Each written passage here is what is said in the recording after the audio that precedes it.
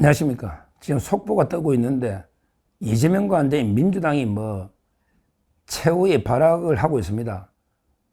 지금 최상목 권한대행에 대해서 이제 탄핵을 추진하겠다. 이렇게 지금 속보가 뜨고 있습니다. 최후의 발악인데요. 자기들이 볼 때는 그 40기가 꼭 필요한데 지금 안 되니까 미칠 지경이죠. 이재명으로서는.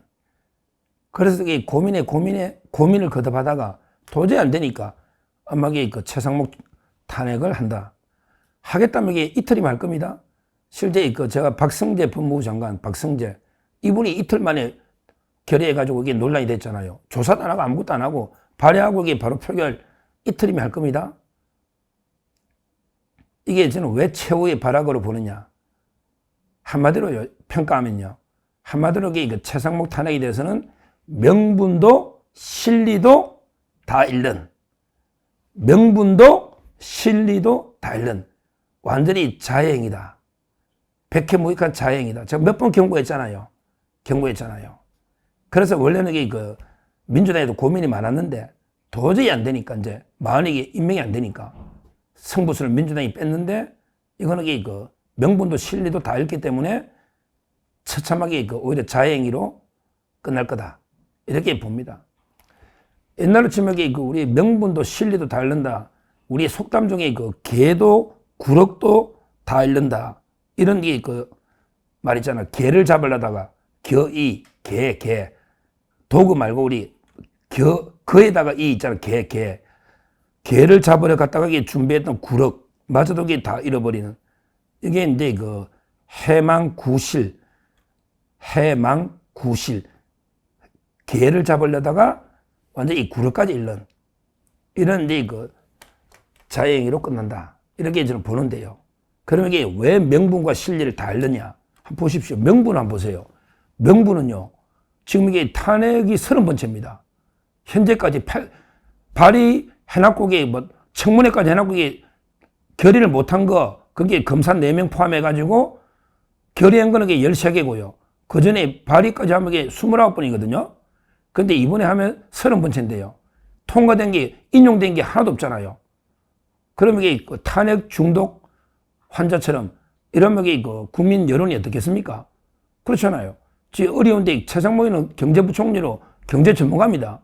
경제 전문가예요. 그런데 탄핵에 나오면 명분이 있습니까?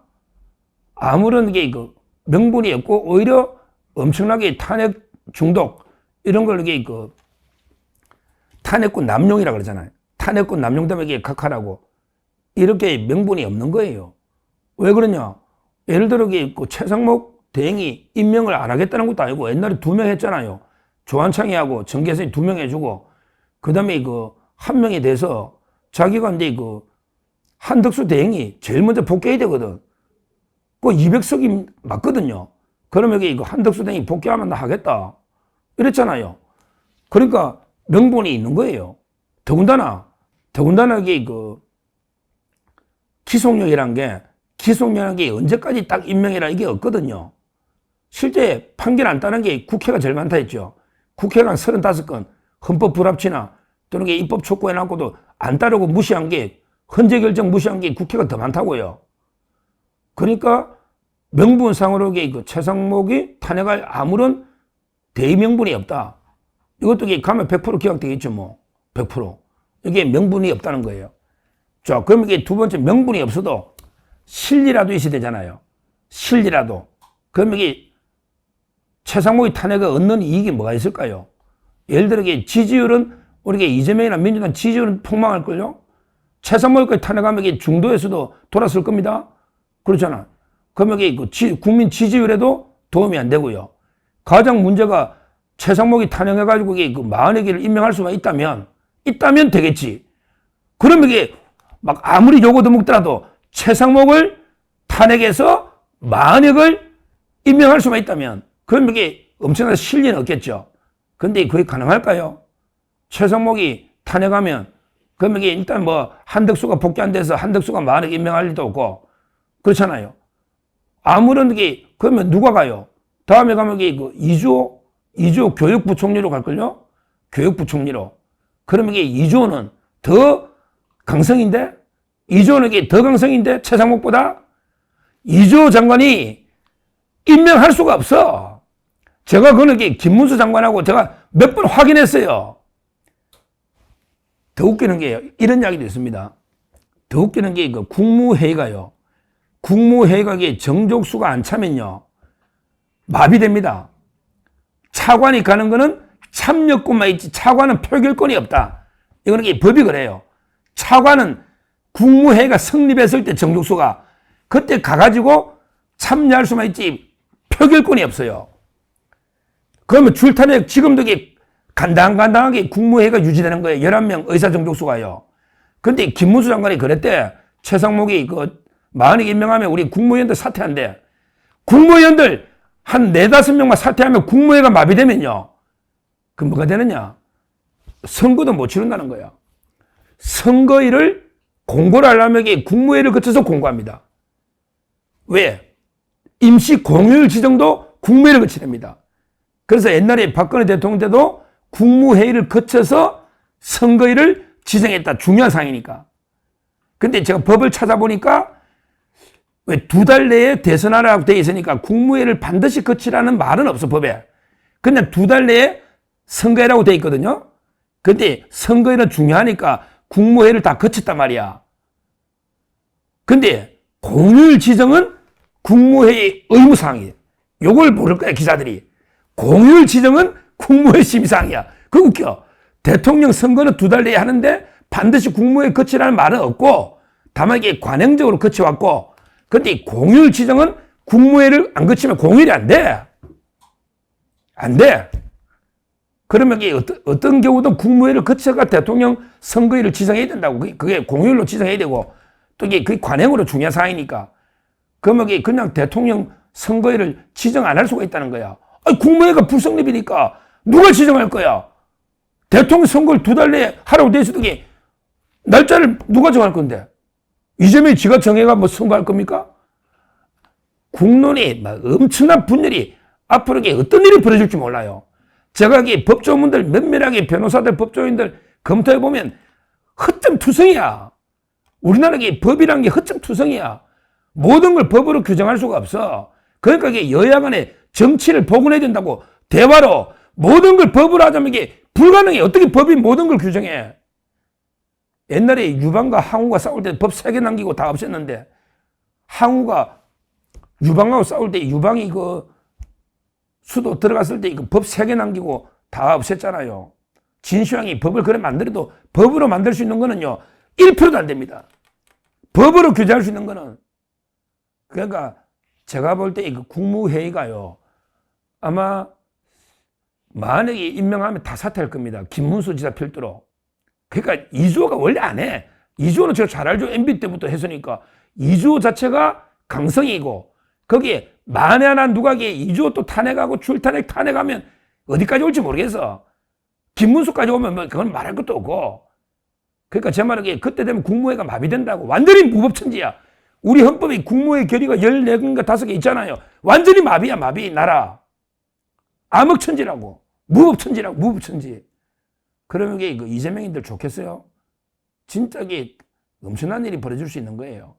그래서 저는 지금 최상목을 탄핵하면 이제 이주호로 가는데 이주호도 절대 만약에 임명은 못하고요. 오히려 무정부 상태 무법천지로 갈 수가 있다. 이게 과연 모르지. 이재명이는 지가 어차피 구속될 바에는 그냥 완전 깽판 치가지고 다 덮어버리자, 다 뒤엎어버리자 나라. 어떨지 모르겠는데요. 앞으로 어떤 혼란이 벌어질지 모르겠는데 당분간 저는 만약에 임명은 어차피 안 된다고 보는 거예요. 그럼 실리가 없잖아요. 결국 이번에 최상목에 대해서 탄핵을 추진하는 거는 명분 자체가 없고 이거는 100% 30번째 탄핵이 오히려 탄핵 중독증만 보여주는 거고 명분이 없고 그다음에 실리 만약에 임명할 수 있는 실리도 없고요. 그래서 자살 행위를 하고 있다고 저는 봅니다. 한마디로 이재명이가 이성을 잃었어. 완전히 즉 제정신이 아니라니까요. 보세요. 처음에는 암살 당한다고 겁이 나가지고 광화문 집회는 안 가더니 갑자기 또 광주는 가가지고 하고 또 요즘은 또 방탄 옷 입고 광화문 천막 가가 헛소리 하면서 최상목이 너 현행범이니까 누구나 체포할 수 있다고 협박질을 하지 않나. 말도 안 되는. 지금 이재명이가 완전히 이성을 잃었다니까요. 이성 멘탈이 근데 붕괴된 거예요. 왜? 3일 뒤에 이제 자기 선고되면 끝장이거든. 최후의 발악을 하고 있습니다. 최후의 발악. 우리 이럴 때일수록요, 우리 자유파는 대통령 딱 남산의 큰 호랑이처럼 딱 그냥 중심을 잡고 호랑이의 눈으로 날카롭게 관찰하고 있습니다. 이런 때일수록 윤 대통령을 중심으로 우리가 똘똘 뭉쳐가지고 완전히 좌파들을 척결할 수 있는 절호의 그 기회가 왔다. 저는 이래 봅니다. 지금 막 안절부절 못해서 혼비백산해가지고 이렇게 무리한 자충수 계속 남발하고 있을 때 우리는 윤 대통령 중심으로 차분하게 하나가 돼서 뭉쳐가지고 이번 기회에 확실하게 이재명 저 종북 좌파 범죄 양아치 세력들을 이재명 세력을 확실하게 척결할 수 있는 절호의 기회가 왔다.